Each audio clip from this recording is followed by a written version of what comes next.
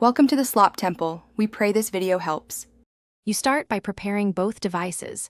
Make sure the host PC is signed into Chrome and has Chrome Remote Desktop enabled. Once done, install the mobile app on your phone from the App Store and sign in with the same Google account. Make sure the host shows as online and set a strong 6-digit or longer PIN when prompted. This secures your link.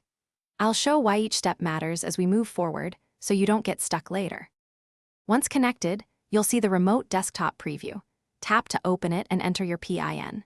You should configure display resolution and pointer mode for responsiveness because phones vary in CPU and bandwidth.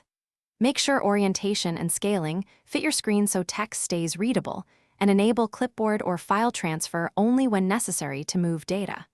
If audio is required, toggle the audio stream or use local sound. These choices balance speed, clarity, and security as you work. To finish, sign out of any sensitive accounts on the remote PC, save work, then disconnect from the mobile app. This prevents lingering access.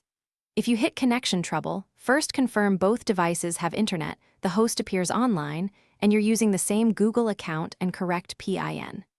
If problems persist, restart the host, reinstall the mobile app, and check firewall or router settings that might block the service. One key troubleshooting tip: reboot the host.